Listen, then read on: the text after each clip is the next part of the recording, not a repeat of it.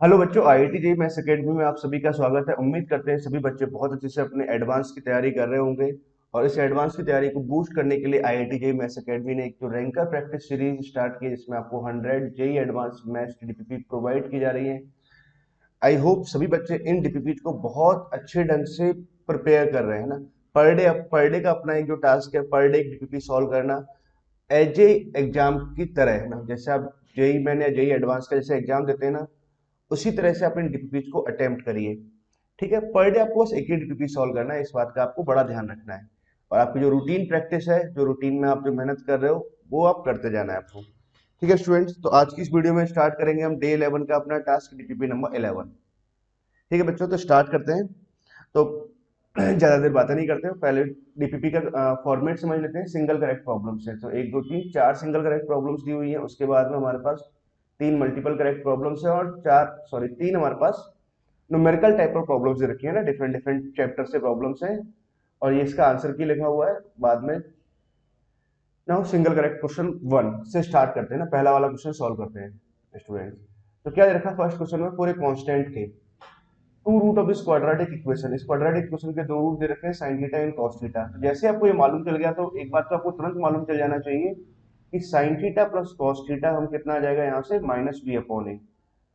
तो सम of root हम यहाँ से कैलकुलेट करेंगे, दैट इज 1/3 आ जाएगा, और sin theta into cos theta कितना आ जाएगा, c/a आ जाएगा, तो k/3 आ गया।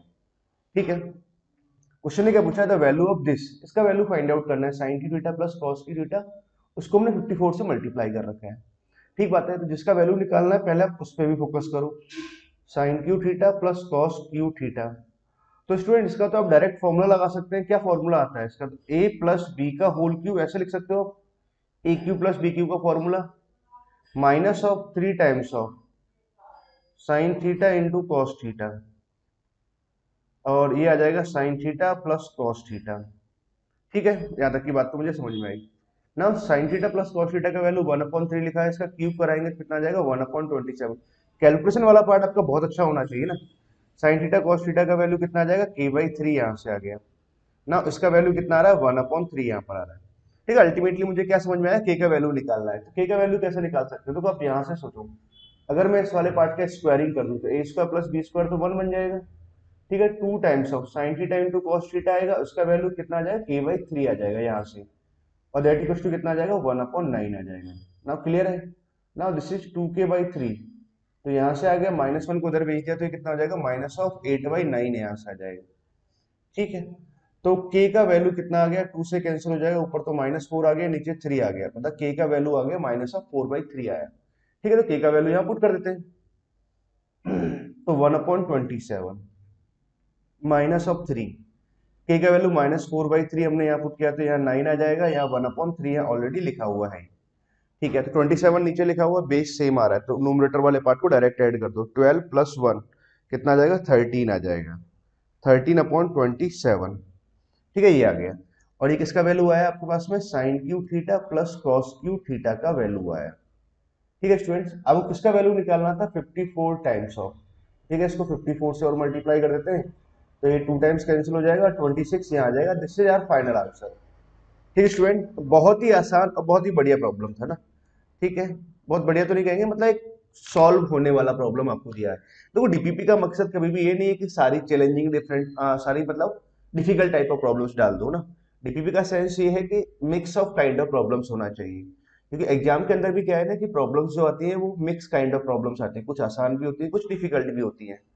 ठीक है स्टूडेंट्स, ओके, आई होप आपने फर्स्ट क्वेश्चन को सॉल्व कर लिया ना। इसका है 26 आ रहा है, अपने कौन सा आंसर है, बी आया है, फर्स्ट का बी दे रखा है, एकदम सही है। ना चलते हैं सेकंड प्रॉब्लम की तरफ। जैसे अब ये वाला प्रॉब्लम भी ना एग्जाम पॉइंट ऑफ व्यू के हिसाब से बहुत सही प्रॉब्लम है, मतलब छोटा सा प्रॉब्लम है। सॉल्व करते टाइम आपको थोड़ा सा दिमाग लगाना है, कुछ फॉर्मूला फॉर्मूला लगाते हुए सॉल्व करना है। चलो समझते हैं ना। क्या दे रखा है, you have to find the value of this integral. इस इंटीग्रल का मुझे वैल्यू फाइंड आउट करना है। इंटीग्रेट कर रखा है 1/3 से 1 तक के बीच में ना। हो तो सॉल्व कैसे करेंगे, अब देखो बात को समझिए। पहले तो इस एक्सप्रेशन को अगर आपने ध्यान से अगर ऑब्जर्व किया है, इसको अगर मैं गौर करूं, तो एक बात तो समझ में आती है, ऊपर से पाई कॉमन आ रहा है। और एक काम करते हैं, बड़ा सा एक्सप्रेशन है ना, इसको सिंप्लीफाई करके पहले छोटे से में कन्वर्ट करते हैं। ये सिंप्लीफाई वो किसी स्टैंडर्ड फॉर्मेट में पहुंच रहा है कि नहीं पहुंच रहा। इंटीग्रेशन को सॉल्व करने का हमारे पास ऐसे कुछ तरीके होते हैं ना। तो मैंने पहला काम तो क्या किया, सो कॉमन ले लिया, तो ये आ जाएगा cos 2 पाई एक्स और cos of pi x by 3 आया। अपॉन में टर्म अगर मैं देखूं, साइन पाई एक्स बाई 2 तो बाहर से कॉमन आ जाएगा। अंदर क्या बचा, sine of 2 pi x upon में 3 plus sine of pi x upon 3, ये आ गया और this is d x. Clear है ना। उसके बाद में 1/3 से लेकर के 1 तक कुछ ऐसे आया, पाई यहाँ पर लिखा हुआ है। cos c plus cos d का अगर मुझे फॉर्मूला लिखना है तो 2 cos of c plus d by 2। एक काम करते हैं, सिंप्लीफाई करते हैं तो ऊपर c प्लस डी का फॉर्मूला लगाते हैं। अच्छा बच्चों देखो एक बात समझो, पूरी ट्रिग्नोमेट्री में अगर मैं बात करता हूँ ना, तो बच्चों को अगर कहीं कंफ्यूजन फॉर्मूलों को याद करने में कहीं दिक्कत रहती है ना, तो cos c plus cos d के फॉर्मूले, sin c plus c and d के फॉर्मूलों में दिक्कत जाती है। इनको ना आप अलग से लिख करके याद करते रहा करो समय समय पर, क्योंकि इनको भूलने के चांसेस थोड़े ज्यादा रहते हैं। ऐसे 2 sin a cos b 2 cos a sin b, इनमें भी थोड़ा बहुत कभी कभार कंफ्यूजन हो जाती है बच्चों को।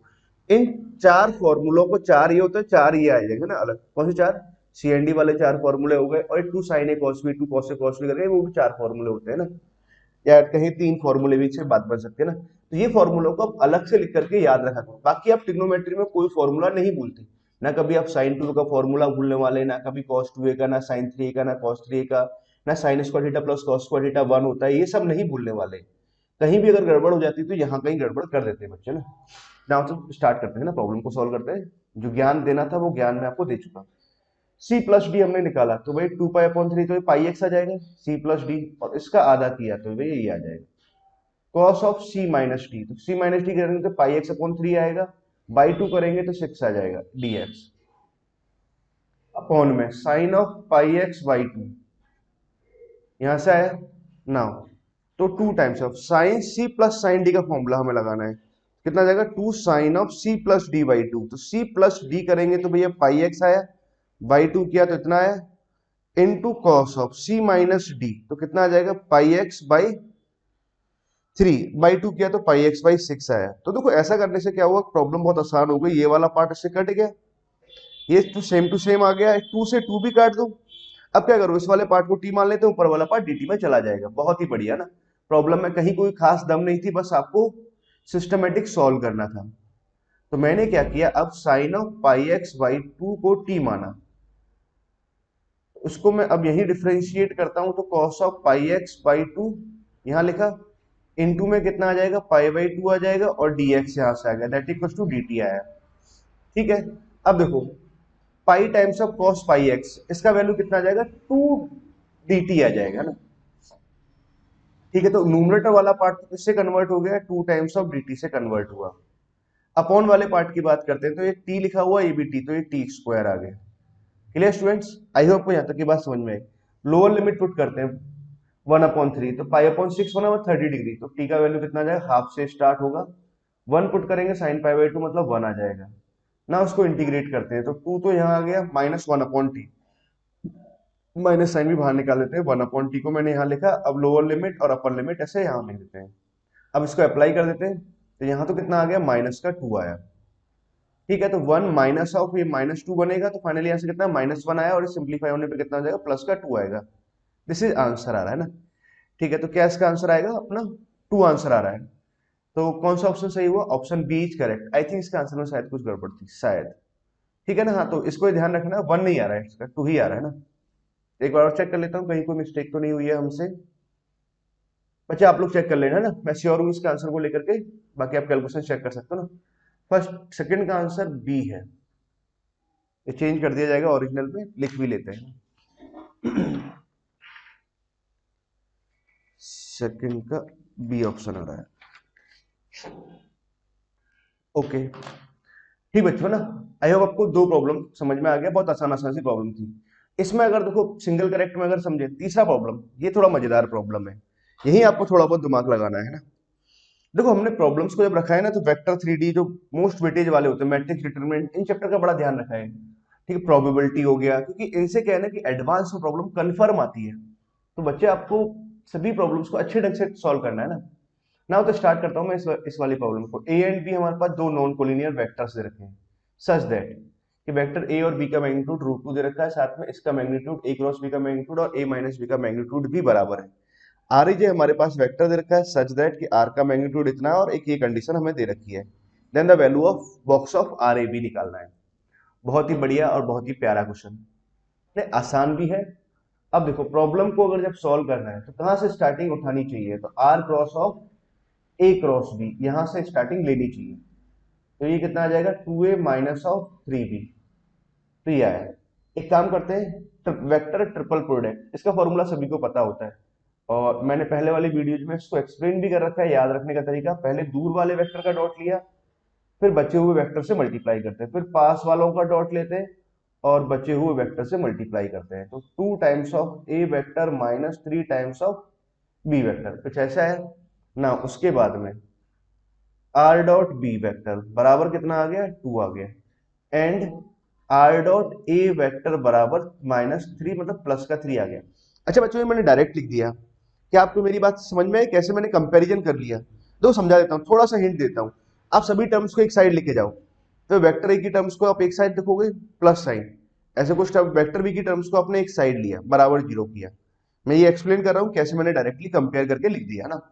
अब क्या है कि देखो यहां से बराबर 0 आ रहा है, अकॉर्डिंग दिस कंडीशन ए बराबर माइनस टाइम्स ऑफ समथिंग आया तो मतलब ए और बी कोलिनियर आए। अगर ए और बी कोलिनियर आ रहे सॉरी, यहाँ पे हमें क्या दे रखा है ए और बी नॉन कोलिनियर है, क्योंकि ए और बी नॉन कोलिनियर है तो भाई इस कंडीशन को होल्ड होना है तो ये वाला पार्ट भी 0 होना चाहिए एंड ये वाला पार्ट भी 0 होना चाहिए। तो अल्टीमेटली मेरे पास में ये कंडीशन आ जाती है। आई होप आपको मेरी बात समझ में आई होगी ना। ना उसके बाद में एक और काम मैं ये करता हूँ कि ए क्रॉस बी का मैग्नीट्यूड और a माइनस बी का मैग्नीट्यूड बराबर दे रखा है। ठीक है, इसको सिंप्लीफाई करते हैं। अब देखो बात को समझो, मैं काम करता हूँ स्क्वायरिंग भी कर देता हूँ, कोई दिक्कत वाली बात नहीं, अंडर रूट वगैरह नहीं आएगा ना। ठीक है, अब देखो फॉर्मूला लगाते हैं। अब देखो कुछ बच्चे हमेशा बॉक्स में ना बात को समझ लो, डिब्बे के अंदर बात समझा देता हूँ मैं आपको ना। वैसे फॉर्मूला सभी को याद होगा, नहीं भी याद है तो कोई दिक्कत वाली बात नहीं है, वैसे भी प्रॉब्लम को सॉल्व किया जा सकता था।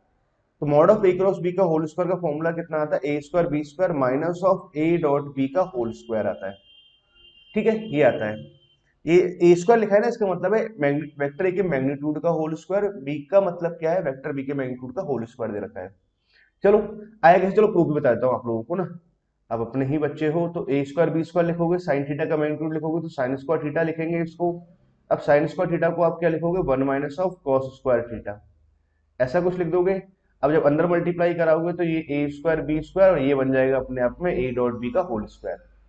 ओके, तो पहले जो मैंने इसको लिखा ए स्क्वायर बी स्क्वायर लिखा minus of A dot B का होल स्क्वायर लिखा। इसको अगर मैं लिखूंगा तो ए स्क्वायर लिखेंगे बी स्क्वायर लिखेंगे, ये मैग्नीट्यूड का होल स्क्वायर लिखते हैं ना, इसका मतलब ये है ना 2 times of A dot B.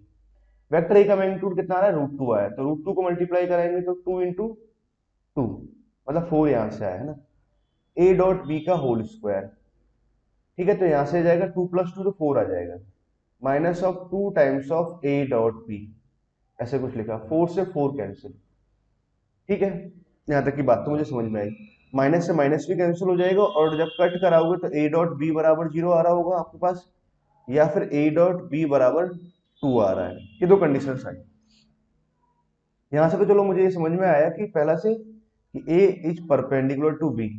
यहां से क्या समझ में आता है, वेक्टर ए का मैग्नीट्यूड आप लिखोगे √2, वेक्टर बी का मैग्नीट्यूड आप लिखोगे √2, कॉस ऑफ थीटा लिखोगे बराबर में 2 लिखोगे, 2 से 2 कैंसिल हो जाएगा तो थीटा बराबर कॉस थीटा बराबर 1 आया, थीटा बराबर 0 आया। इसका मतलब A is collinear with B. A कैसा आ रहा है, A is collinear with B, but सवाल में दे रखा है ए और बी कैसे नॉन कोलिनियर। ठीक है, तो नॉन कोलिनियर है तो मतलब ये वाली कंडीशन नहीं होगी, सिर्फ और सिर्फ ये एक्सेप्टेबल है। चलो, तो आपको जो जो दे रखा था ना पहले हमने वो थोड़ी थोड़ी जानकारी निकाल दी। अब सवाल में आते हैं मेन मुद्दे वाली बात पे कि हमें box of r a b find out करना है। अब box of r a b निकालना है आप लोगों को, तो बच्चों अब देखो एक और बात सीखो, आप लोगों को पता होगा, आप लोगों को मैं मानता हूं ना इस बात को, फिर भी मैं आपको एक बार समझा देता हूं। समझाना क्या है आप लोगों को, देखो पहले तो अपना एक फॉर्मूला याद रखो, बहुत ही सही फॉर्मूला होता है और इस बात के बारे में थोड़ा सा डिस्कशन भी करेंगे कि बॉक्स ऑफ एबीसी का होल स्क्वायर आपको लिखना है। ठीक है, तो इसका एक फॉर्मूला आता है, पहले कैसे याद रखोगे आप, ए बी सी वेक्टर सबको लिख लो, ए बी सी और ए बी सी, याद रखने का तरीका भी बताते हैं।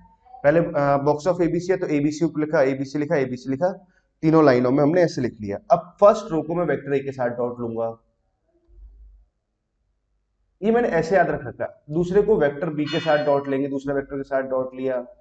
तीसरे को तुम तीसरे वेक्टर के साथ डॉट ले लेंगे, ये तीसरा वेक्टर के साथ डॉट ले लिया। ठीक है, ये फॉर्मूला आता है ना। कैसे आता है वो दूसरा इशू, डिटरमिनेंट के प्रोडक्ट से आप निकाल भी सकते हो ना।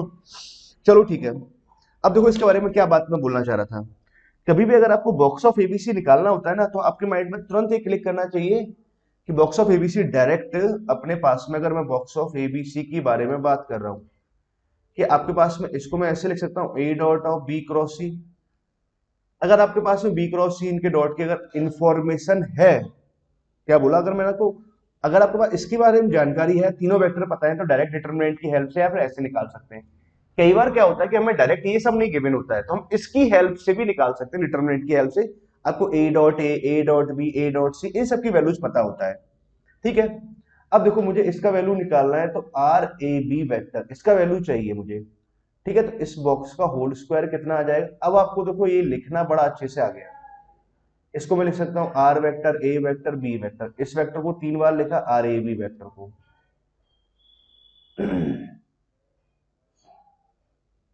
ठीक है, अब पहले को मैंने आर के साथ डॉट लिया, दूसरे को मैं दूसरे वेक्टर के साथ डॉट लेंगे, तीसरे को तीसरे वेक्टर के साथ डॉट लिया, तीसरी लाइन को। ठीक है, ये आ गया। अब देखो सबकी वैल्यूज मुझे पता है। आर डॉट आर का वैल्यू को चलो इसको रहने देते हैं, मॉड ऑफ आर स्क्वायर लिख देते हैं। ए डॉट आर और आर डॉट ए और r dot b, r dot a का वैल्यू 3 और आर डॉट बी का वैल्यू 2 है। मैं यहां लिख लेता हूं उसे साइड में, आर डॉट ए का वैल्यू 3 और आर डॉट बी का वैल्यू 2 है। तो 3 यहां लिखा और 2 मैंने यहां लिखा, सही बात है। Are dot A, are dot a का वैल्यू 3 आ रहा है, ए डॉट ए का वैल्यू कितना आ जाएगा, √2 का मैग्नीट्यूड तो 2 आ जाएगा, ए डॉट बी 0 आ जाएगा।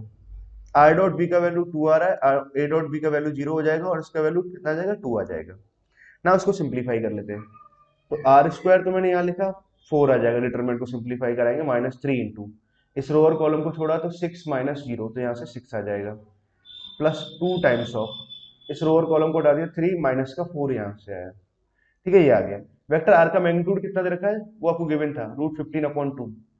तो ये हो जाएगा 15/2 इंटू में 4 यहां से आ जाएगा, -18 यहां से आया, और -18 और -8 कितना हो जाएगा, -18 -8 -26। 2 से चलो ये कैंसिल हुआ, 2 टाइम्स 30 यहां से आया, तो 4 यहां से आ गया है ना। सिंप्लीफाई करने पे ये आया हमारे पास बॉक्स ऑफ एबीसी का या आर ए बी का होल स्क्वायर। तो box of ABC r a b कितना आ जाएगा, 2 आ जाएगा। ठीक स्टूडेंट, तो कौन सा ऑप्शन करेक्ट होगा, option C is correct option. Third का आंसर क्या दे रखा है, एकदम सही है सर, जितना ध्यान है सी है ना, तीसरे का सी ऑप्शन है। ओके बच्चों, आई होप को तीनों प्रॉब्लम समझ में आ गए ना। ना अब आगे चलते हैं हम नेक्स्ट प्रॉब्लम की तरफ। अब समझो चौथा प्रॉब्लम, पी एक्स हमारे पास एक पॉलिनोमियल दे रखा है। ठीक है, इस बात को समझा जाए तो पी एक्स एक पॉलिनोमियल है, अल्फा 1 से लेकर अल्फा n तक इसके रूट दे रखे हैं, ये nth root of such that कि, अब देखो ये इसका मतलब होता है पाई, है ना, पाई मतलब प्रोडक्ट। ठीक, इसका वैल्यू के दे रखा है, और के रियल नंबर को बिलोंग कर रहा है, बट जीरो नहीं है ना। देन आपसे पूछा हुआ इसका लिमिट एल है, then alpha 1 is a real root, then find the value of this निकालना है। तो कुछ कुछ पॉइंट आपको समझाता हूं, आपको पता है तो बहुत अच्छी बात है, नहीं मालूम है तो पहले आप सीख लो। इसका मतलब समझो, पाई का मतलब, पाई का मतलब होता है सभी टर्म्स का प्रोडक्ट। आई का वैल्यू 2 से लेकर n तक वेरी कर रहा है, तो अल्फा 1 -2 लिखा, एक टर्म आया, आई बराबर 2 पुट करने पर, आई बराबर 3 पुट करेंगे तो अल्फा 1 माइनस अल्फा 3 आया, अल्फा 1 माइनस अल्फा 4 आया, डॉट डॉट चलते गए, अल्फा 1 माइनस अल्फा n आया। ठीक है, और बाद में मुझे करना क्या है, पाई का मतलब सबका product, that is equal to k दे रखा है, दिस इज इक्वल टू के, ये के है। Clear now. चलो मैंने ये बात तो समझे है ना, बाकी और बात भी करेंगे इसके बारे में। पहले आप ये बात तो हमने समझ लिया ना। पहले सवाल पे आते हैं, जो हमें फाइंड आउट करना वहां से स्टार्टिंग करते हैं। हमने एल लिखा, limit of x tends to alpha one plus p x और one upon of x minus of alpha one. तो देखो एक्स अगर वन को अप्रोच, अल्फा वन को अप्रोच कर रहा है, तो ये वाला पार्ट कहाँ अप्रोच करेगा, जीरो। ठीक है, ये वन को अप्रोच कर रहा है, मतलब ये वाली पार्ट तो वन को अप्रोच कर रहा है और ये ऊपर वाला पार्ट इन्फिनिटी को। मतलब अल्टीमेटली मैं क्या कहना चाहता हूँ बच्चों, ये वन पावर इन्फिनिटी फॉर्म है। अच्छा, वन पावर इन्फिनिटी फॉर्म है तो उसको देखो मैं तरीका कैसे याद रखता हूँ। इसका जो आंसर आप लिखोगे ई पावर में लिखोगे, जो लिमिट है वो लिमिट लिखेंगे। ठीक है, ये एफ एक्स पावर जी एक्स है तो यहां लिखोगे जी एक्स, तो जी एक्स कितना आ गया, x minus alpha one, this is g x. Into में कितना आता है, एफ एक्स माइनस वन, तो ये आ जाएगा पी एक्स। ये आया बहुत ही अच्छे से ना। अब बात को समझा जाए तो ई पावर में हमने लिखा x minus of alpha one. ठीक है, अब देखो ये P x upon x minus alpha one ऐसे कुछ लिखा हुआ है। ठीक है, अब देखो मुझे करना क्या है, इसको डिफरेंशिएट करता हूँ ना। ये भी 0.0 फॉर्मेट बन रहा है, तो मैंने आपको एक बात बता रखी, अगर आप एग्जाम के अंदर बैठे हो ना, कहाँ बैठे हो एग्जाम के अंदर, तो डायरेक्ट आप एल एच रूल भी लगा के सिंप्लीफाई कर सकते हैं ना, या फिर और भी कुछ तरीके लगा के सिंप्लीफाई कर सकते हैं। अच्छा, इसमें मैं एल एच रूल नहीं लगा रहा, पी डैश अल्फा वन के बराबर आएगा ना। मैं एक काम करता हूँ, ये जो कंडीशंस दे रखी है ना, इसका यूटिलाइज करते हैं। क्या यूटिलाइज करते हैं, आप लोग खुद समझ जाओगे। मैं आपको बहुत अच्छे से समझाऊंगा ना, बहुत ही तसल्ली से समझना आप मेरी बात को। पी एक्स है, पी एक्स से पॉलिनोमियल है, इसके रूट्स हैं, तो इस पॉलिनोमियल बराबर आप क्या लिख सकते हो, देखो मैं यही लिख देता हूँ, इसके रूट आप x minus alpha one, x minus alpha two dot dot x minus of alpha n ऐसे लिखोगे। हायर डिग्री के आगे कोफिशिएंट से मल्टीप्लाई कर दोगे, तो 100 से आपने मल्टीप्लाई कर दिया। ये मल्टीप्लाई करना बहुत जरूरी है, नहीं तो आप आंसर गलत कर जाओगे ना। X minus alpha one, x minus alpha two, x minus alpha three dot dot x minus of alpha n upon में क्या लिखा हुआ, एक्स माइनस अल्फा वन वाह, ये तो बहुत अच्छा काम हो गया जिसकी वजह से सॉरी, जिसकी वजह से 0.0 बन रहा था उसका हो गया काम तमाम, है ना, वो हट गया। तो 100 इंटू समथिंग कुछ ऐसे आ गया। ठीक है ना, अब लिमिट अप्लाई करोगे आप लोग तो बच्चों, तो 100 तो यहां से आया, ये बना alpha one minus alpha two, alpha one minus alpha three, limit apply कर दिया तो alpha one minus alpha n. ठीक है, अब आप लोग हो होशियार बच्चे और आपको पता है कि इसका जो वैल्यू है कितना दे रखा है, के गिवन है, तो एल बराबर कितना आ गया, ई पावर 100 के आ गया।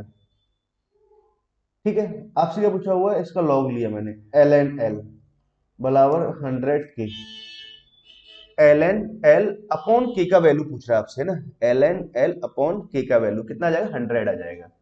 तो 100 आया तो कौन सा ऑप्शन करेक्ट हुआ, option D is correct option. क्या दिया है फोर्थ का, फोर्थ का डी ऑप्शन ना एकदम करेक्ट है। ठीक है स्टूडेंट्स, आई होप आपको ये प्रॉब्लम भी आसान लगा होगा, मतलब पहली चार प्रॉब्लम बहुत आसान थी ना, कहीं भी कोई समस्या नहीं थी इन सब में, बहुत ज्यादा घुमाव नहीं दिया था, कुछ हल्का भी रख दिया था ना।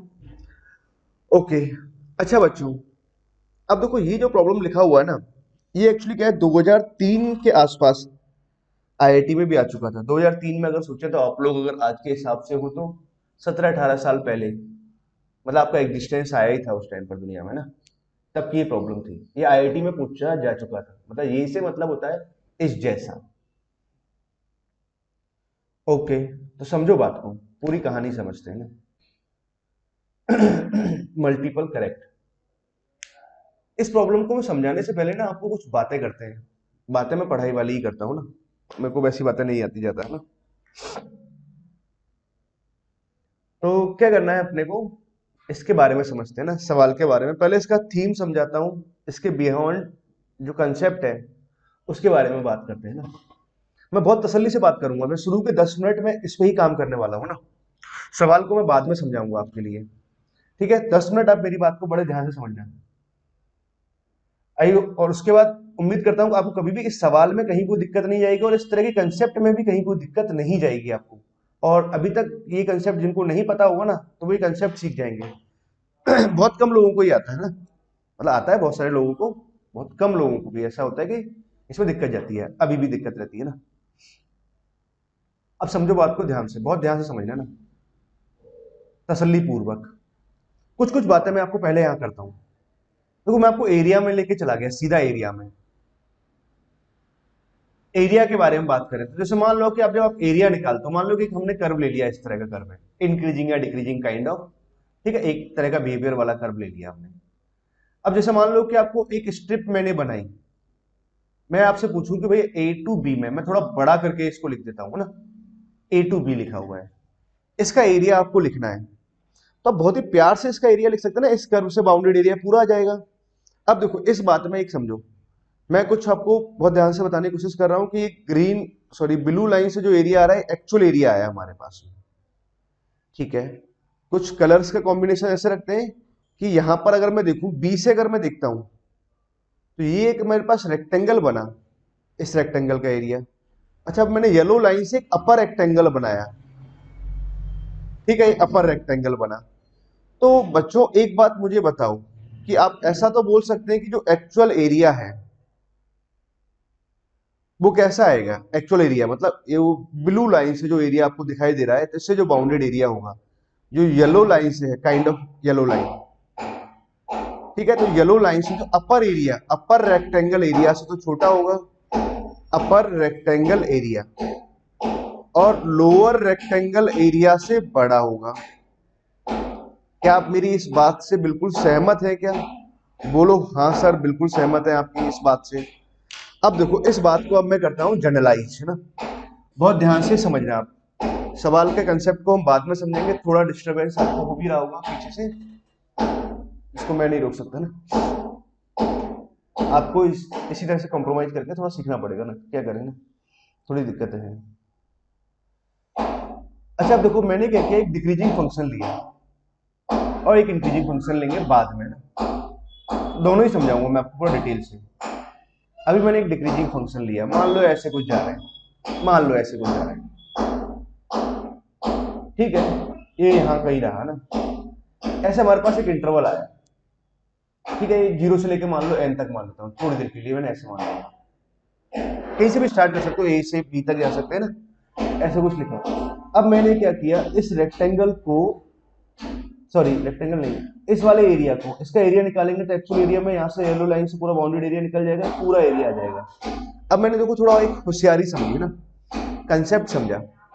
कंसेप्ट क्या समझा बच्चों, कि इससे यहां से मैंने क्या किया, इसको पहले n इक्वल पार्ट्स में डिवाइड किया, तो यहां आ जाएगा 1/n, 2/n, 1 2 3 चल रहे होंगे, 3/n, 4/n, n equal parts में डिवाइड करते जा रहे हैं, यहाँ n-1/n और ये n इक्वल पार्ट्स में डिवाइड किया, पहला काम तो मैंने ये किया। अब समझना, थोड़ी सी बात को बहुत ध्यान से समझना ना, मैं शुरू के 10 मिनट आपको इन्हीं बातों पर परेशान करने वाला हूँ, तो बच्चों कोशिश करना है इसको समझ जाओगे आप लोग बहुत अच्छे से, और बहुत आसान भी है ना, ठीक है। अब मैंने देखो एक बात आपको समझाई थी कि हर एक स्ट्रिप के करस्पॉन्डिंग आपको दो रेक्टेंगल्स दिखाई देंगे, एक लोअर रेक्टेंगुलर और एक अपर रेक्टेंगल, ठीक है ना, ये बात आपको समझ में आई। अब देखो इस बात को आप समझे, बड़े ध्यान से समझा। अब मैं देखो इस बात को क्या लिख रहा हूँ, येलो लाइन से जो पूरा एरिया आएगा ना, वो एक्चुअल एरिया आया, ACTUAL, एक्चुअल एरिया, ठीक है, ये एरिया क्या होगा, अपर रेक्टेंगल से छोटा होगा। अब देखो अपर रेक्टेंगल की मैं बात करूं, येलो लाइन से बनाता हूं अपर रेक्टेंगल, कुछ ऐसे बना, ये अपर रेक्टेंगल बना, फिर दूसरा वाला अपर रेक्टेंगल ये बनेगा, तीसरा वाला अपर रेक्टेंगल ये बनेगा, पहले अपर रेक्टेंगल पर भी फोकस करते हैं, चौथा वाला अपर रेक्टेंगल ये बनेगा। क्या आपको मेरी बात समझ में आई? लास्ट में अगर मैं जाऊं तो भैया ये अपर रेक्टेंगल बना, ठीक है ना। तो इसका जो एरिया आएगा कैसे लिखोगे, तो रेक्टेंगल से, तो बेस लाइन तो कितनी आ रही है सबकी, 1/n आ रही है, तो 1/n तो ये आया। इसकी अगर मैं हाइट की बात करूंगा तो बच्चों ये हाइट होगी, और ये अगर एफ एक्स फंक्शन है तो हाइट क्या लिखोगे आप, f(0), ठीक है। इसकी अगर हाइट की बात करूं तो ये हाइट कितनी आ जाएगी, एफ एक्स कर्व है तो हमारे पास में f(1/n), ये हाइट आया। यहां पर अगर मैं हाइट की बात करूं तो भैया f(2/n), ये हाइट आया, ठीक है। तो अब मैं एरिया लिखूंगा, तो बेस लेंथ इंटू हाइट कितना है, एफ ऑफ 0 आया। दूसरा बेस लेंथ 1/n लिखा तो उसको मैं कॉमन ले लिया, हाइट कितना आ जाएगा 1/n आ जाएगा। आप मेरी बात को बड़े ध्यान से समझना, ऐसे चलते जाओगे तो आप लोग क्या लिखोगे, n-1/n लिखेंगे। ठीक बात है, ये है अपर रेक्टेंगल। अब मैं बात करता हूँ ग्रीन कलर से या फिर ब्लू कलर से, है ना, लोअर रेक्टेंगल की बात करते हैं। तो लोअर रेक्टेंगल बनाओगे तो देखो ये बना लोअर रेक्टेंगल, ऐसे यहां से अगर ऐसे परपेंडिकुलर डाला तो ये लोअर रेक्टेंगल बना, यहां से अगर परपेंडिकुलर डाला तो भैया ये लोअर रेक्टेंगल बना। अब इसके अगर हाइट देखें तो ये हाइट आ रही है F of 1/n, base length तो 1/n ही आ रहा है ना, एफ ऑफ 1/n आया, तो ये 1/n तो चलो कॉमन ले लिया, तो फिर आ जाएगा एफ ऑफ 2/n आ जाएगा, तो ये आ जाएगा एफ ऑफ n/n तक, यहां तक आया। ठीक है, तो एक्चुअल जो एरिया था, ठीक है, तो ये कितना आया। अब देखो बहुत ध्यान से समझना, मैं बहुत सारी बातें समझाऊंगा बच्चों आपको ना, प्लीज आप मेरी बात को बहुत गौर से समझना है ना। अब मैंने देखो इस वाले पार्ट को I can write F of r/n, r का वैल्यू 0 से लेके अप टू n-1 तक जाए, और एक 1/n को मैं इधर लिख लेता हूं, ठीक है ना। इस वाले पार्ट को अगर समझे, F of r/n 1/n, r का वैल्यू 1 से लेके n तक गया, 1 से लेके n तक जा रहे हैं या 0 से लेके n-1 तक जा रहे हैं। मतलब अगर आपको मैं समझाऊं कि अगर एक्चुअल एरिया की अगर हम बात की जाए तो ये कुछ ऐसा आएगा, ठीक है। अब देखो आप लोग जो पढ़ते हो ना, अब मैंने क्या किया, लिमिट ले लिया। अब मैं आपको एक और स्टेप आगे सिखा रहा हूं, अपना काम तो यहीं से चल जाएगा, अपना जो सवाल है ना वो यहीं पर ही डिपेंडेंट है।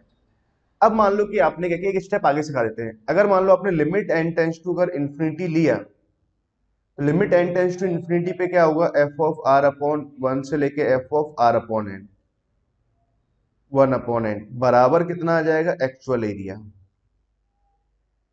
ये आएगा, और limit of n tends to infinity f of r/n और 1/n और समेशन यहाँ लिखा हुआ, ये आ जाएगा मतलब एक्चुअल एरिया। मतलब अगर n इंफिनिटी को अप्रोच कर रहा है तो बहुत छोटे छोटे से स्ट्रिप्स बनेंगे, तो उसका मतलब क्या हुआ, अपर एरिया, लोअर एरिया और एक्चुअल एरिया कैसे आने, सेम ही आने हैं। ठीक है, देखो ये मैंने आपको समझाया है ना यहाँ तक। अच्छा अभी हम बात करते हैं इस सवाल के बारे में ना, यहाँ तक ही, ठीक है। अगर मान लो डायग्राम डिक्रीजिंग है, तो अगर मान लो इंक्रीजिंग है तो फिर क्या रहेगा, अगर इंक्रीजिंग है तो देखो आपके पास में क्या है, लोअर स्ट्रिप यहाँ पर जब बनाओगे तो अपर एरिया जब बनाएंगे तो 1 से स्टार्ट हो रहा है, तो अपर एरिया कितना आएगा, फिर यहाँ 1 से लेके n तक जाओगे और यहाँ 0 से लेके n-1 तक जाओगे, इतना सा अंतर है। मेरे बच्चों मुझे लगता है, उम्मीद करता हूँ कि आप इंक्रीजिंग के लिए आप आसानी से कर सकते हो ना। आई होप आपको मेरी ये सारी बातें अभी तक तो समझ में आई होंगी। अब मैं आता हूँ अपने सवाल की तरफ। ये इतनी बातें मैं क्यों डिस्कस कर रहा था इस सवाल को लेकर के ना, ये मैं समझाता हूँ आप लोगों को ना, बहुत ध्यान से समझना है ना, बहुत ही ध्यान से, बहुत ध्यान से, बहुत मेहनत है ना इस सवाल के अंदर, और समझ जाओ तो बहुत आसान सवाल है ये। अब देखो इस एक्सप्रेशन को अगर मैं ध्यान से देखूं ना, 0 से लेके n-1 और 1 से लेके n तक काइंड ऑफ समथिंग कुछ इसी प्रकार की बातें चल रही है, 0 से लेके n-1 और 1 से लेके n तक की बातें चल रही है। ठीक है, अब इसको मैं एक्चुअल फॉर्मेट में भी कन्वर्ट करता हूं, प्लीज मेरी बात को बड़ा ध्यान से समझना ना। Tn मैंने यहां लिखा समेशन k बराबर 0 से लेके n-1 तक, ये वेरिएबल है। एक 1/n को तो मैंने बाहर निकाला ना, अब पूरे एक्सप्रेशन को मैं यहाँ लिखता हूँ, n पावर 4 अंदर दिया तो यहाँ n क्यूब, एक से n कट जाएगा n क्यूब, तो ये बन जाएगा भैया k/n का होल क्यूब। ठीक है, n पावर 4 जब कराएंगे तो माइनस ऑफ k/n पावर में 4 आ जाएगा। ठीक है, तो n स्क्वायर से जब यहाँ डिवाइड लगाएंगे तो n पावर 4 है ना, अंदर जब दे रहे हो तो आप सिंप्लीफाई कर रहे हो तो k/n का होल स्क्वायर। ठीक है, और यहां से कितना आ जाएगा, 2020 आ जाएगा। ठीक है, सिमिलरली अगर मैं बात करूं तो दिस इज Sn, Sn भी यही लिखा हुआ है, बस फर्क इतना है कि ये 1 से लेकर के n तक जा रहा है। ठीक है, यही सेम टर्म लिखा हुआ, मैं नहीं लिख रहा इसको ना। ओके अब समझे एक बात को। अब देखो हमारे पास कभी भी उसने ये नहीं बोला कि n इंफिनिटी को अप्रोच कर रहा है, ऐसा उसने कहीं नहीं बोला। मतलब अगर n इंफिनिटी को अप्रोच नहीं कर रहा है तो we are talking about this point, मैं इस वाले पॉइंट की, इस वाले पॉइंट की बात, अगर इन्फिनिटी को अप्रोच कर रहा होता तो फिर आप इसका आंसर निकालो या इसका आंसर निकालो या एक्चुअल एरिया निकालो, सब बराबर कर देते मेरे बच्चों, सब बराबर हो जाता।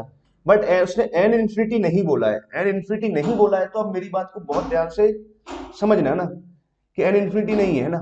तो मैं एक काम करता हूं कि एन अगर इन्फिनिटी है, मान लो, उस केस में अगर मैं एक्चुअल एरिया की बात करूं, लेट, अगर मान लो एन इन्फिनिटी की तरफ है, तो जो एक्चुअल एरिया आएगा, तो आपको पता है लिमिट के बारे में बात करें तो k अपॉन एन को तो आप x से कन्वर्ट कराओगे तो a x Q minus x power 4 minus of x square plus का 2020, 1 अपॉन एन को आप dx से कन्वर्ट करते हो, ऐसे ही काम करते हैं ना। और लिमिट k अपॉन एन के बारे में बात कर रहे हैं, limit of n tends to infinity, तो k बराबर 0 होगा तो लोअर लिमिट 0 आ जाएगा, k बराबर जब n होगा तो अपर लिमिट 1 आ जाएगा। ये आया, ठीक है। तो पहला काम तो मैं एक्चुअल एरिया ये निकाल लेता हूं ना। दूसरा, इस फंक्शन के बारे में और पता कर लेते हैं कि इंक्रीजिंग है या डिक्रीजिंग है। तो चलो मैंने कलर भी थोड़ा बदला और इसके बारे में भी चर्चा करते हैं। एफ एक्स बराबर x Q minus x power 4 minus x square plus 2020। तो मैंने क्या किया, एफ डैश एक्स यहां से लिखा, 3x square minus of 4x Q minus of 2x, ये लिखा ना, एफ डैश एक्स निकाला। x 0 से लेकर 1 के बीच की बात कर रहे हैं, x तो कॉमन ले लिया, ठीक है। तो 3x तो यहां से आया, माइनस ऑफ 4x स्क्वायर यहां से आया, माइनस ऑफ 2 यहां से आया, माइनस साइन और कॉमन लिया ताकि क्वाड्रेटिक स्टैंडर्ड फॉर्मेट में हो जाए ना, ये आ गया। अब इस एफ डैश एक्स के बारे में अगर समझे तो क्वाड्रेटिक है, तो क्वाड्रेटिक का पहले डी देख लो। डी अगर मैं निकालूं तो 9 माइनस 4 ए का वैल्यू और सी का वैल्यू नेगेटिव आया, तो डी नेगेटिव आया। तो डी नेगेटिव आने का मतलब क्या हो गया कि ये क्वाड्रेटिक तो हमेशा ही पॉजिटिव है, x 0 और 1 के बीच में आ रहा है, तो मतलब एफ डैश एक्स कैसा है, नेगेटिव आया। एफ डैश एक्स नेगेटिव आया तो f कैसा हुआ, डिक्रीजिंग हुआ। f अगर डिक्रीजिंग हुआ तो एक्चुअली ये वाला रिलेशन होल्ड होना है ना, ठीक है, जो मैं समझाऊंगा आपको बाद में। एक्चुअल एरिया और निकाल लेता हूं मैं, कितना आ रहा है।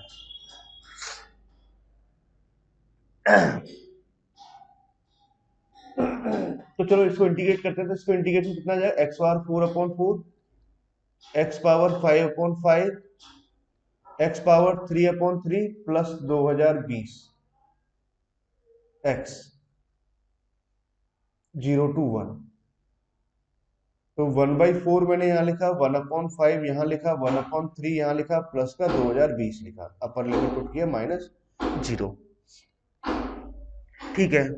माइनस 1 यहां से कराएंगे तो कितना आ जाएगा, माइनस 1 अपॉन, सॉरी, प्लस का 1 अपॉन 20 आया, माइनस 1 अपॉन 3 यहां से आया, प्लस 2020 मैंने यहां लिखा। तो भैया ये हमारे पास आया, अगर मैं इसको सही से लिखूं, 2020 minus 3 minus 20 minus 17/60, actual area ये आया, ठीक है। अब देखो बच्चों, बहुत ध्यान से समझना ना मैं क्या बात समझाना चाह रहा हूं। अब मैं आता हूं अपने ओरिजिनल सवाल की तरफ, है ना। एक्चुअल एरिया इतना आ गया, अब जो रिलेशन होल्ड होना है, अब अपने देखो यहीं से मैं इस वाले पार्ट को थोड़ा सा नीचे रफ कर देता हूँ। तो ये 1 रह गया, इस 1 को यहाँ चिपका देते हैं और यहाँ से 1 हटा देते हैं। अब समझो, जो एक्चुअल एरिया आ रहा है, कितना आ रहा है, 2020 माइनस 17/60, ये आया, दैट इज लेस देन और ग्रेटर देन आएगा। तो डिक्रीजिंग फंक्शन है तो क्या होगा, डिक्रीजिंग है तो अपर जो रेक्टेंगल है वो 0 से स्टार्ट हो रहा है ना, अपर वाली 0 से स्टार्ट हो रही है, तो मतलब 0 से लेके n-1 तक जाओगे, तो 0 से लेकर के n-1 तक गए, तो भैया ये जो आया हमारे पास 0 से लेकर के n-1 तक गए, f of k by n, इसको ऐसे बोल दूं मैं, k बराबर 0 से ना k बाई n, k से लेके n तक, और 1 अपॉन n ऐसे बोला जा सकता है, ठीक है। और इस वाले पार्ट को भी ऐसे लिखा जा सकता है। मतलब कहने वाली बात क्या है कि दिस इज tn और दिस इज sn, लोअर वाले से बड़ा होगा, ठीक है। tn sn ऐसे बनेगा, मतलब मेरे पास जो रिलेशन आया वो ये है, sn अपना 2020 माइनस 17/60 से छोटा होगा और tn इससे तो बड़ा होगा, ठीक है। फाइनली अल्टीमेटली ये पूरा गोल था आपको समझाने का।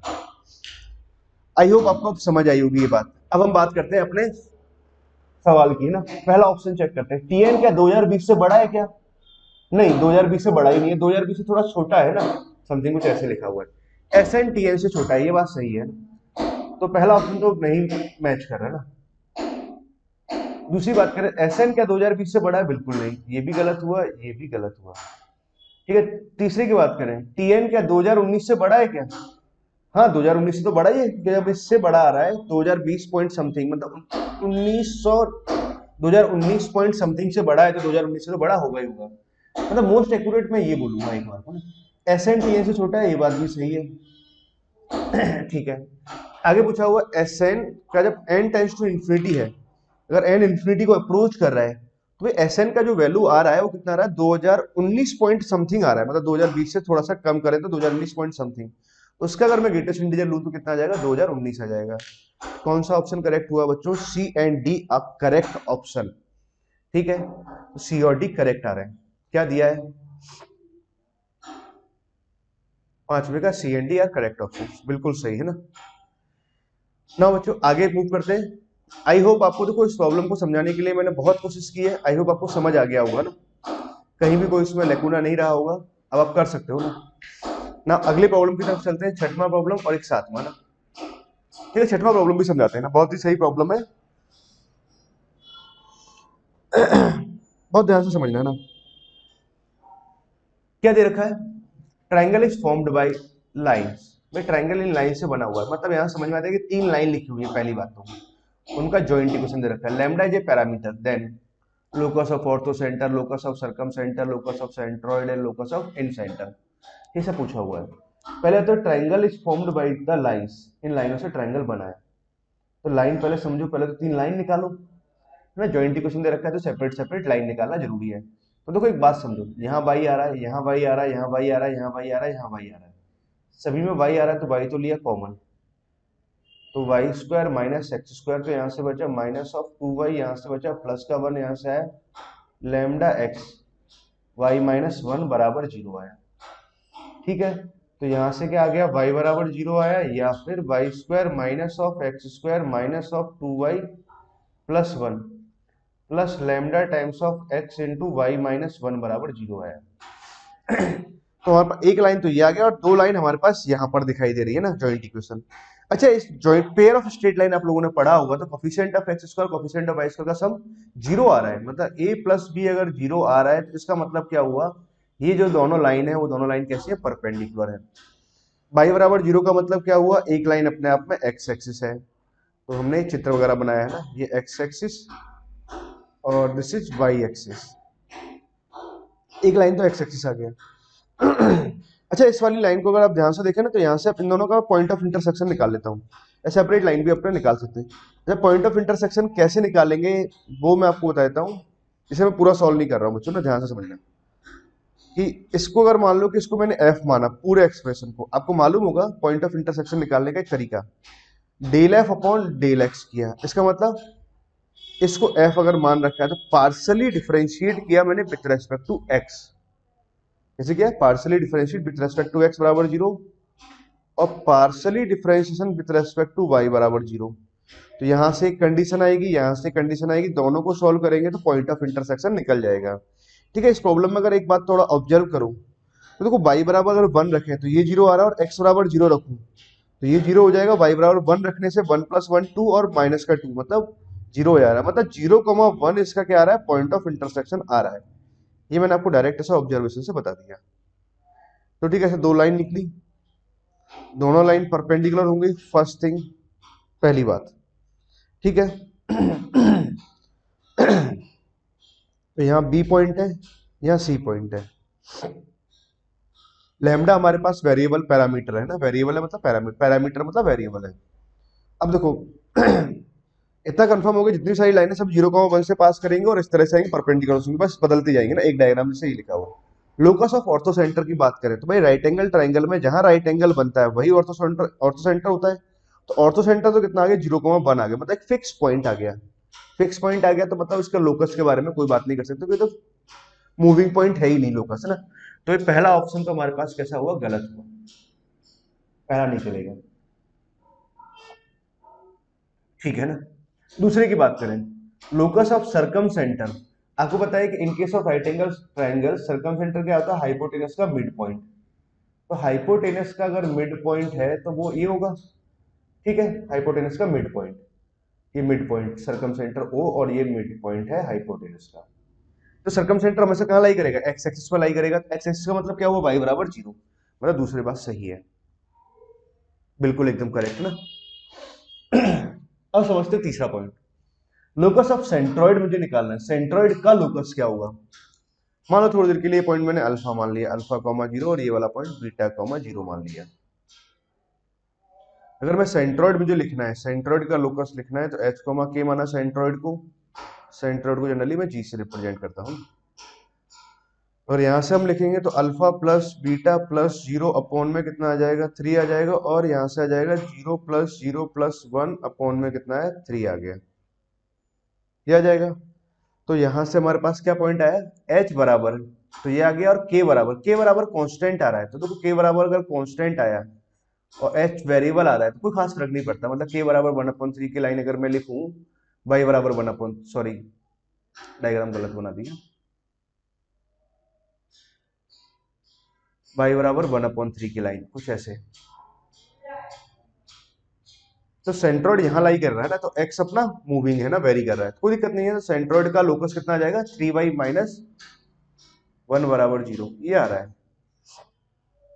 सेंट्रोइड का लोकस 3y माइनस 1 बराबर, मतलब सही है। आगे क्या पूछना चाह रहा है, locus of in centre, in centre का लोकस निकालना है, ठीक है। चलो तो ये भी निकाल लेते हैं। चलो तो समझो बात को ध्यान से ना, एक बार फिर से सॉल्व करता हूँ, मतलब फिर से डायग्राम बनाता हूँ मैं। समझना बात को ध्यान से, ये हमने एक्स एक्सिस वाई एक्सिस बना लिया, और डायग्राम कुछ ऐसे बनाया। सिमेट्रिक डायग्राम नहीं बनाना चाहिए कभी भी आपको ना। मान लो कि एच कॉमा के यहाँ कहीं है, ये इन सेंटर है, इन सेंटर का लोकस चाहिए आपको, ए बी सी, ये पॉइंट 0,1 है, ठीक है। अब देखो इन सेंटर का लोकस आपको निकालना है, समझिए ना।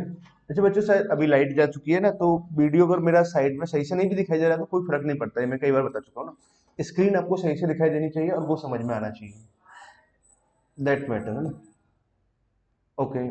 अब देखो, एक बात तो मुझे पता चल गया कि इन सेंटर का लोकस निकालना है, तो इन सेंटर आई अगर ये है, ए का अगर मैं आई से अगर लेंथ लिखूं, तो ए आई लेंथ, तो बड़ी आसानी से लिखा जा सकता है, ए आई लेंथ में कहीं कोई समस्या मुझे बिल्कुल भी नहीं है ना। बट इसका करके और लिख के करेंगे क्या, है ना, क्या मैं ए आई लेंथ निकाल सकता हूं क्या, मुद्दे वाली बात ये है। अब देखो कुछ कुछ बातें मैं आपको सिखाता हूं इन सेंटर के रिगार्डिंग, कि अगर मान लो इन सेंटर क्या होता है, एक सर्कल जो इंस्क्राइब्ड सर्कल है उसका जो सेंटर आता है that is called in centre. In centre को अगर मैंने यहाँ ज्वाइन किया तो दैट इज स्मॉल आर, ये आ गया हमारे पास। यहाँ ज्वाइन करेंगे तो ये परपेंडिकुलर बनेगा, दैट इज स्मॉल आर होगा, इसको ज्वाइन किया तो ये भी परपेंडिकुलर स्मॉल आर होगा, ठीक है। मतलब अगर मैं इन सेंटर से अगर इसको परपेंडिकुलर डालूं, तो बच्चों ये जो लेंथ है ये स्मॉल आर के बराबर आएगा, और ये के होगा, ठीक है। तो स्मॉल आर कितना आ जाएगा, के आ जाएगा। अब ये इन सेंटर है, यहाँ 90 डिग्री है, तो ये एंगल 45 होगा, ठीक है। और यहां से अगर आपने इस वाली साइड में परपेंडिकुलर डालोगे तो अगेन ये क्या होगा, स्मॉल आर होगा, होगा, बहुत ही बढ़िया। अगर ये स्मॉल आर है, साइन 45 यहाँ लिखा हो, परपेंडिकुलर और हाइपोटेनस यहाँ 90 डिग्री बना रखा है ना, तो अगर मैं इसमें लिखूं, एक रिलेशन लिखूं, साइन 45 बराबर अगर मैं लिखूं, परपेंडिकुलर कितना आ रहा है, स्मॉल आ रहा है, अपॉन में हाइपोटेनस कितना, ए आई आया, तो ये कितना आ जाएगा, 1/√2 आ गया, इसका वैल्यू डाल दिया 1/√2, तो ए आई बराबर कितना आया, ए आई बराबर आ गया √2r, ये आया ए आई। ए आई अगर √2r आया, आर का वैल्यू कितना आ रहा है, के आ रहा है, तो मतलब ए आई लेंथ तो मेरे पास कितना आ गया, √2 के आ गया। और आपको एच कोमा के में लोकस निकालना है, मतलब एच कोमा के का एक रिलेशन निकालना है अल्टीमेटली। अब देखो ये बहुत आसान बात हो गई, अब हम मेरे लिए बहुत मजेदार बात ये हो गई कि अब मैं इसको आसानी से सॉल्व कर सकता हूँ। तो मेरे प्यारे बच्चों, तो बहुत ध्यान से समझना, आप लोग बहुत अच्छी मेहनत कर रहे हो अगर आप ये सब कर रहे हो तो ना, बाकी तो फिर मैं क्या कह सकता हूँ, आप लोगों ना खुद बहुत समझदार हो। यहाँ से यही लेंथ निकालता हूँ, k-1 का होल स्क्वायर बराबर कितना आ जाएगा, √2k, स्क्वायरिंग कर देते हैं, और यहाँ स्क्वायरिंग ओपन भी करते हैं, एच स्क्वायर के स्क्वायर माइनस का 2k हमने यहाँ लिखा, प्लस का 1 यहाँ लिखा, प्लस का 2 टाइम्स ऑफ के स्क्वायर यहाँ लिखा, तो एच स्क्वायर माइनस ऑफ के square minus of 2k plus 1 बराबर 0। ये आ गया, क्या आया लोकस हमारे पास, x square minus y square minus of 2y plus 1 बराबर 0 आया। ये मेरे पास लोकस आ गया। ठीक है, तो क्या आंसर दिया है, x square minus y square minus 2y plus 1 बराबर 0, मतलब सही है ना। कौन सा आ जाएगा, डी ऑप्शन आएगा। 6 का कौन सा आएगा, बी सी डी ऑप्शन आएगा। तीन ऑप्शन सही है ना। क्लियर स्टूडेंट, आई होप आपको ये प्रॉब्लम बहुत ढंग से क्लियर हुआ ना, कहीं कोई इसमें समस्या नहीं है ना। नेक्स्ट प्रॉब्लम चलते हैं। अच्छा बच्चों, इस प्रॉब्लम को ना मैं आपको एक स्टेप तक सॉल्व करके छोड़ दूंगा ना, उसके बाद आप सॉल्व कर लेना। आसान प्रॉब्लम थी, बिल्कुल डिफिकल्ट नहीं थी, बस कुछ कुछ आपको प्रैक्टिस कराने के लिए दे रखा था ना। अब समझो बात को, द डिफरेंशियल इक्वेशन दे रखा है ए जितना, मतलब इसका सॉल्यूशन ये दे रखा है। मेनली आपको सॉल्यूशन निकालना है, बाद में तो कंपैरिजन करके ये सब निकाल लोगे आप, फाइंड आउट करो। ठीक है, तो कैसे सॉल्व करोगे, तो 3 times of d x upon d y बराबर x upon x cube minus y. तो आपको देखो हमेशा एल डी के बारे में एक बार सोचना चाहिए कि क्या एल डी है क्या। तो एक बार इसका रेसिप्रोकल लेता हूं मैं, d y upon d x बनाते हैं, तो d y upon d x 1/3 हमने यहां लिखा, x Q minus y upon में एक्स यहाँ लिखा, 1/3 मैंने यहाँ लिखा d y upon d x square minus y upon x, यहां तक आ गया। उसके बाद में d y upon d x बराबर इसको मैं क्या लिख सकता हूँ, 3x square minus of 3y upon x.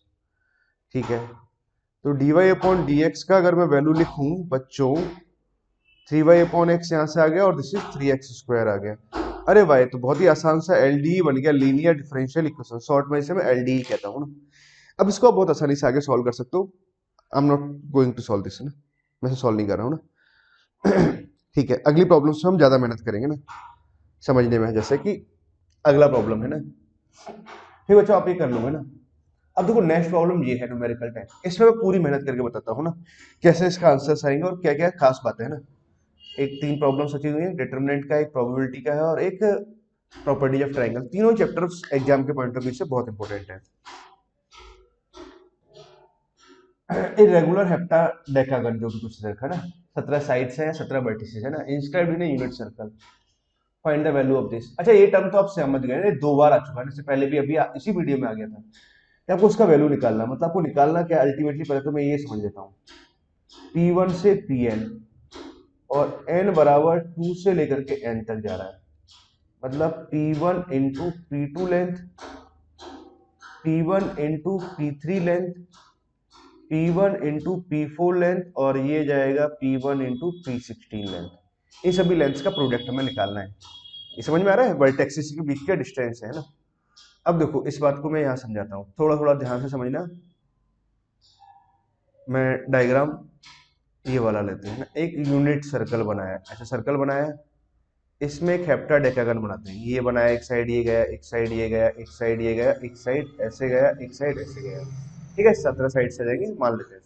ये P1 है, ये P2 है, ये P3 है, ये P4 है और डॉट डॉट डॉट ये P17 यहाँ से ले लेते हैं, दिस इज P17 है। ठीक है ना। आपको P1 P2 इन दोनों वर्टेक्स के बीच का डिस्टेंस, P1 P3 इन दोनों वर्टेक्स के बीच का डिस्टेंस आपको लिखना है, उनको मल्टीप्लाई करके वैल्यू फाइंड आउट करना है, क्या इसका वैल्यू आएगा। ठीक है, तो यहां से देखो मैंने क्या किया, इसको से ज्वाइन किया। आपको पता है रेगुलर हेप्टाडेकागन है तो क्या होगा, यहाँ एंगल कितना आएगा, 2 पाई अपॉन n आएगा।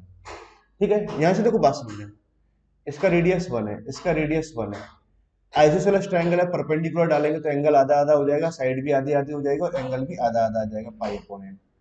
ठीक है, तो ये लेंथ आ गया आर कॉस थीटा और ये लेंथ आ जाएगा r sine theta. R r का वैल्यू 1 आ रहा है, sine of pi upon n इतना है और इसका डबल हो गया है ना, P1 P2 लेंथ। तो देखो मैंने क्या किया, बहुत ध्यान से लिखता हूं मैं, 2 sine of pi upon n, ऐसे कुछ लिखा हुआ है। ठीक है ना, ये आया, मतलब पहला वाला तो ये आया, मतलब इसको देखो इस पर बहुत फोकस कर रहा हूं मैं ना, समझना कितना आएगा। P1 P2 लेंथ मुझे भी लिखना है, तो 2 टाइम्स ऑफ साइन ऑफ है ना, जी पीछे जो भी एंगल है उसका आधा आ रहा है, 2 पाई अपॉन n था तो इतना है। अब देखो P1 P3 लेंथ लिखना है, तो P1 को P3 मैंने यहाँ लिखा और इसको ऐसे ज्वाइन किया, P1 P3 लेंथ, तो बीच में एंगल कितना है, ये 2 पाई अपॉन n, ये भी 2 पाई अपॉन n एंगल बना, 4 पाई अपॉन n। तो ये लेंथ आ जाएगा 2 times of sine of angle का आधा 2 पाई अपॉन एन। ठीक है, यहां तक चलते गए, ऐसे चलते जाएंगे। सिमेट्री से भी समझ सकते हो, P1 P3 तो यहाँ 2 आ रहा है, P1 P4 तो यहाँ 3 आ जाएगा, और यहाँ पर अगर हम बात करें तो P1 n बराबर 17 जा रहे हैं ना, यहाँ P17 तक है, sorry, 2 times of sine of 16 pi upon n आ जाएगा। और n का वैल्यू कितना लिखा है, 17 लिखा हुआ है। ठीक है, तो n का वैल्यू भी डाल देते हैं। तो 2 से यहाँ से आया तो 2 पावर 16, तो यहाँ से आया, ये बना sine of pi upon 17, sine of 2 pi upon 17, sine of 3 pi upon 17, sine of 16 pi upon 17। ठीक है। इतना आ गया ना। अब देखो बच्चों, एक बात मैं आपको क्या सिखाऊंगा, यहाँ पर दोनों बातें सिखाऊंगा ना। दोनों बातें कौन कौन सी? पहली बात तो देखो, आपको ये याद रखना है कि इसका जो वैल्यू आता है ना, पहले तो आप एक फॉर्मूला याद रखो, बहुत अच्छे ढंग से याद रखना है ना, प्लीज इसको याद रखना आप लोग, क्योंकि ये बहुत काम का आ सकता है ना। Sine of pi upon n, sine of 2 pi upon n, sine of 3 pi upon n. अब ऐसे साइन में सीरीज चल रही है प्रोडक्ट में, और लास्ट में आप गए sine of n-1 pi upon में n आया। ठीक है, ऐसे चल रहे हैं आप लोग। ठीक है, मतलब n तो यहाँ लिखा हुआ, ऊपर हम कहाँ तक जा रहे हैं, प्रोडक्ट जा रहा है, और ऊपर एक कम तक गए, एक कम तक गए। तो इस सीरीज का जो प्रोडक्ट आएगा वो कितना आता है, ये वाला टर्म तो ऐसे क्रॉस मल्टीप्लाई से दिखा दो, n आ जाएगा अपॉन में 2 पावर, ये आ जाएगा पावर में 2 पावर n-1, ये आता है इसका वैल्यू। कैसे आता है वो मैं अभी आपको एक्सप्लेन कर दूंगा ना। अब देखो, आप सवाल को सॉल्व करना अगर सीखे तो देखो, पाई 2 पाई 3 पाई 4 पाई 16 तक जा रहा है, नीचे 17 है, मतलब एक कम तक ही जा रहा है, मतलब परफेक्ट फॉर्मेट लिखा हुआ है। तो इस सीरीज का वैल्यू कितना आ जाएगा, 17/2 पावर 16, ये आ गया। 2 पावर 16 कट गया तो 17, और 17 इसका आंसर आ गया। सही भी है ना, कहीं कोई दिक्कत नहीं है इसमें।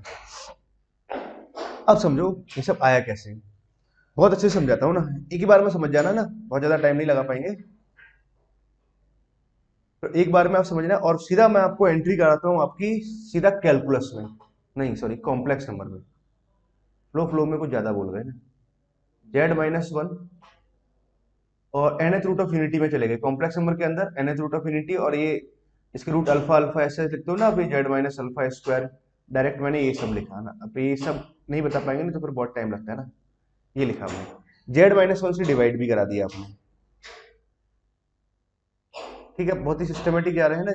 z-अल्फा हमने यहाँ लिखा, z-अल्फा square dot dot z- of alpha power of n-1, यहां तक लिखा।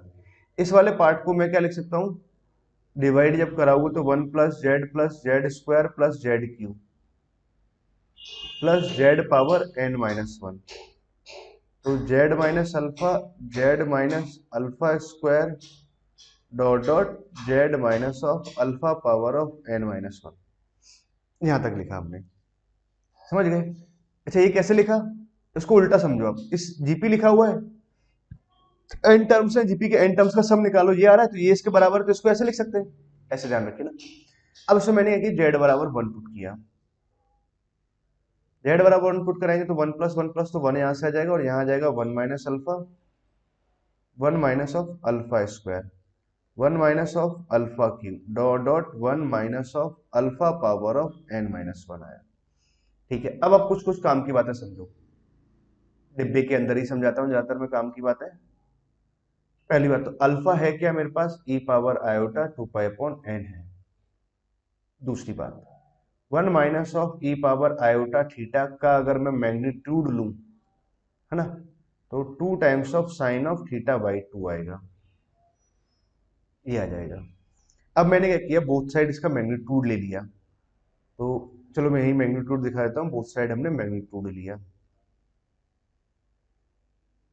अल्फा का वैल्यू कितना लिखा हुआ है, e power iota 2 pi upon n लिखा हुआ है, तो इसका अगर मैं वैल्यू लिखूंगा तो 2, यहाँ भी मैग्नीट्यूड लगा देते हैं, तो 2 साइन ऑफ थीटा, थीटा का वैल्यू कितना है 2 पाई अपॉन n, तो उसका आधा करोगे तो पाई/n, ऐसा मैग्नीट्यूड आया। तो 2, अल्फा कितना है 2 पाई अपॉन n, तो 4 पाई अपॉन n आ गया, तो 2 × sine of 2 pi upon n यहाँ से आया। Two sine of 3 pi upon n यहां से आया, two sine of n-1 pi upon n आया। हम्म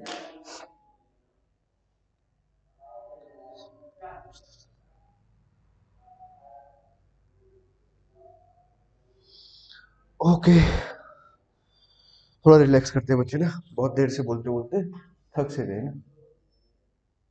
चलो,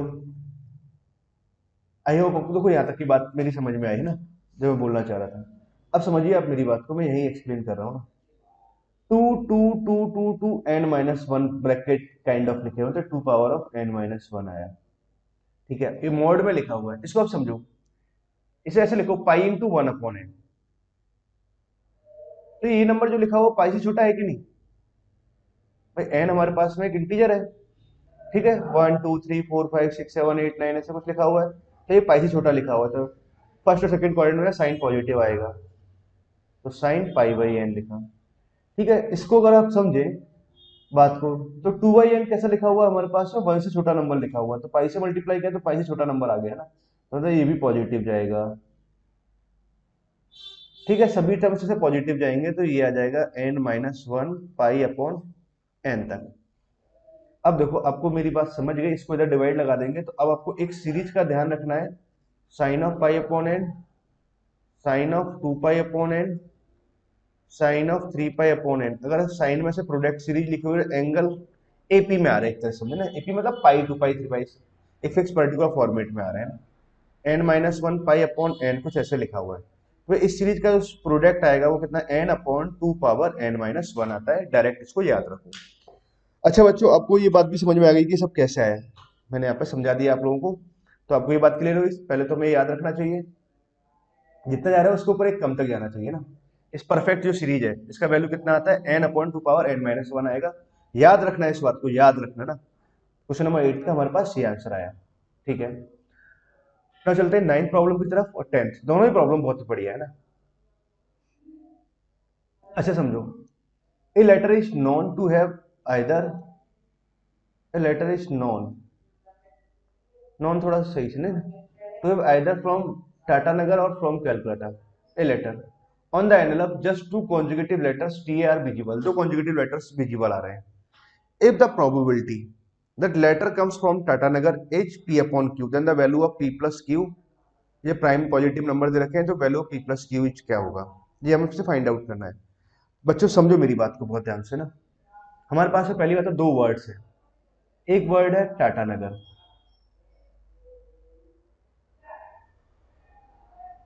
ठीक है, दूसरा वर्ड है हमारे पास कैलकाटा।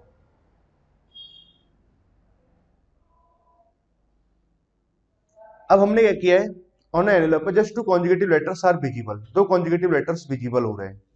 ठीक है, अब जो लेटर्स आ रहा है वो दो conjugative letters T A R visible, T A visible है ना, ये विजिबल आ रहा है, तो प्रोबेबिलिटी दैट कि ये जो टी ए आया है वो टाटानगर से आया है, इस बात की प्रोबेबिलिटी निकालनी है। तो देखो आप, ये बात तो समझ में आया कि जैसे जनरली मैं जो वेक्स थ्योरम होता है उसकी प्रॉब्लम्स को हमेशा ट्री डायग्राम से सॉल्व करता हूँ, हमेशा मतलब मैक्सिमम टाइम्स ना। प्रॉब्लम आसान है तो वैसे भी डायरेक्ट कर सकते हैं। तो मैंने एक स्टार्टिंग पॉइंट लिया, यहाँ से इनिशिएट कर रहे हैं, तो दो लेटर्स से मेरे पास टाटानगर और ये दोनों को सिलेक्ट करना है, तो या तो टाटानगर ले सकते हैं या फिर यहाँ कैलकाटा सेलेक्ट कर सकते हैं। दो शब्द है ना, दो शब्द, दो वर्ड है ना, तो या तो टाटानगर लिया जा सकता है या कैलकाटा लिया जा सकता है ना, तो ठीक है, इन दोनों को सिलेक्ट करने की प्रोबेबिलिटी हाफ हाफ हो जाएगी। अब मान लो अगर टाटानगर अगर लिया है मैंने, मान लो कि ये टाटानगर के बारे में बात कर रहे हैं, टाटानगर,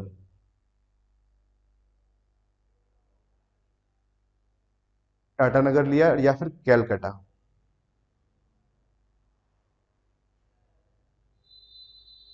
यहां से अब देखो टीए लेटर को विजिबल होना है, इस बात की प्रोबेबिलिटी मैं लिखता हूं ना, तो यहां से टीए विजिबल हो, तो यहां से टाटानगर को सिलेक्ट, तो यहां से टीए को सिलेक्ट करने की प्रोबेबिलिटी, और यहां से कैलकाटा सेलेक्ट किया है तो यहां से टीए के, कैलकाटा सेलेक्ट होता है और टीए से विजिबल होने की प्रोबेबिलिटी, प्रोबेबिलिटी को हमेशा हम पाथ में लिखते हैं। अब देखो टाटानगर, दो कॉन्जुगेटिव लेटर्स मुझे सिलेक्ट करने, तो उसके फेवरेबल केस कितने आएंगे? पहले तो आप ये समझो, टाटानगर देखो मैं यहां समझाता हूँ, एक केस, दूसरा केस, तीसरा, चौथा, पांचवा, छठवां, सातवां और आठवां, 8 तो हमारे पास टोटल केस हुए। इसमें से फेवरेबल कितने, टीए दो फेवरेबल है, ये आ रहा है। टाटा नगर, एक बार फिर से देख लेता हूँ, एक एक कॉन्जुगेटिव, एक हो एक दो तीन, नहीं ऐसे, एक दो तीन चार पाँच छ सात और आठ, है ना, ठीक है, आठ आ रहा है। तो 2/8 तो यहाँ से आया। अगर मान लो कैलकाटा लिया हुआ है, तो यहाँ से अगर समझे दो कॉन्जुगेटिव लेटर को सिलेक्ट करना है, एक दो या तीन या फिर चार या फिर पाँच, इन U2 लिया गया ना, छः और एक सात, यहाँ सात आया टोटल केसेस। टीए के लिए कितने फेवरेबल केस है, दो फेवरेबल केस है, तो यहाँ 2 आ गया है, 2/8 आ रहा है। टाटा नगर सही लिखा है ना। ठीक है, तो अब क्या है कि प्रोबेबिलिटी निकालना है कि जो टीए विजिबल हुआ है वो टाटा नगर से आया है, इस बात की प्रोबेबिलिटी है ना। तो ये फेवरेबल पाथ हो गया हमारे पास, और ये टोटल प्रोबेबिलिटी नीचे लिख देंगे। तो इसका आंसर मैं यही लिख सकता हूँ, आंसर क्या आ जाएगा मतलब रिक्वायर्ड प्रोबेबिलिटी।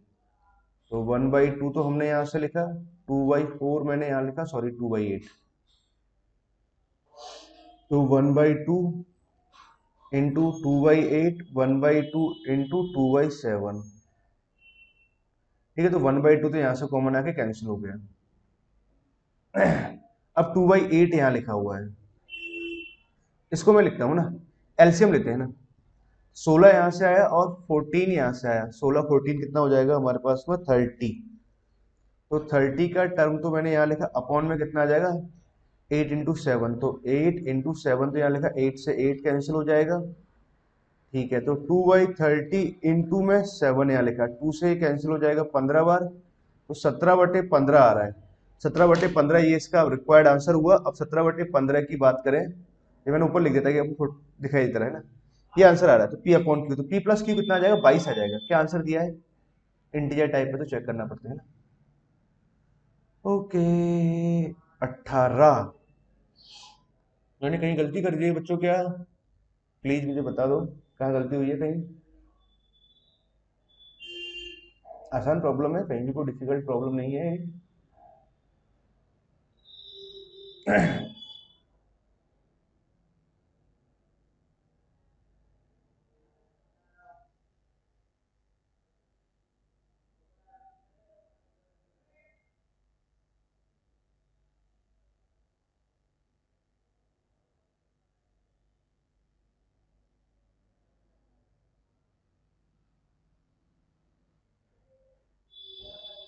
हाँ, कहाँ गलती हो रही थी, तो बच्चों यहाँ गलती कर दी मैंने। कैलकाटा देखना, तो टी एक ही फेवरेबल केस है ना, तो 1/7 आएगा, ऐसी गलती कैसे हो सकती है ना, 1/7 यहाँ लिखेंगे। सॉरी बच्चों ना, ये गलती कर दी है ना। अब क्या है, अब तो आप कैलकुलेशंस करेंगे तो कितना आ जाएगा, 1/7 यहाँ से लिखा, 2/8 यहाँ से आ जाएगा, 1/2 यहाँ से कैंसिल हो जाएगा, तो यहाँ से हो जाएगा 14 प्लस का 8 अगर हम लिखें तो 22 आया, यहाँ 22 बना, 22 है ना। अब इसको मैं लिखूं तो 2/8 तो कैंसिल हो जाएगा यहाँ से, तो 2 इंटू 7 तो यहाँ से आ गया, अपॉन में कितना आ जाएगा, 22 यहाँ से आ जाएगा। ठीक है, यही आ रहा है ना, तो से ही कट जाएगा, 11 बार कट जाएगा, 7/11 इसका आंसर आएगा। P+Q कितना आ जाएगा, 18 आ जाएगा। शायद ये 18 ही था ना, अभी हम चेक करता हूँ, फिर से भूल गए अपने, ध्यान भी नहीं है ना, 18 सही है ना, 9th। ओके, क्या होता है ना, कई बार मेरा कहाँ ध्यान सिर्फ समझाने पर रह रहा होता है, कहीं कोई मिस्टेक कर जाते हैं तो ध्यान में नहीं आता है, पकड़ ही नहीं पाते हैं ना जब आंसर मैच करते हैं। इसलिए मैं आंसर, सभी के आंसर्स मैच करता हूँ एक बार, कहीं कोई मैंने मिस्टेक तो नहीं करती है ना। अच्छा, अब देखो अगला प्रॉब्लम समझते हैं। ये भी मुझे बहुत ही बढ़िया प्रॉब्लम लगा, आसान प्रॉब्लम है, अच्छा प्रॉब्लम है।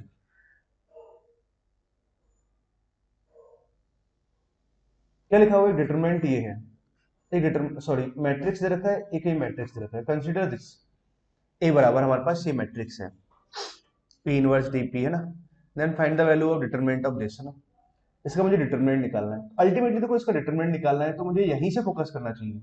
ऐसा नहीं कि पहले आप ए मैट्रिक्स निकालो, फिर A² + A समथिंग करके देन डिटरमिनेंट निकालो, बहुत लेंथी हो जाता है ना। अब प्रॉब्लम को समझो, डिटरमिनेंट ऑफ A² + A, जो कैलकुलेट करना है वहीं से स्टार्टिंग करते हैं, तो इसको चलो मैं ऐसे लिख लेता हूँ, A² + A, एक ही बात है। तो मैंने यहाँ से A कॉमन लिया, तो ये तो बना A+I, ये क्या आ जाएगा, determinant of A, determinant of A+I, ये आ गया। ठीक है, डिटर्मिनेंट ऑफ ए की अगर बात की जाए, ए को पुट कर देते हैं। अब ए को पुट किया मैंने, कितना आ जाएगा, ए का वैल्यू है पी इनवर्स डी और पी। ए को मैंने यहां पुट किया, पी इनवर्स डी और पी प्लस का आई है ना। तो मैंने इसको भी काम क्या किया, बहुत ही अच्छे से समझदारी से इसको पी इनवर्स पी लिख दिया।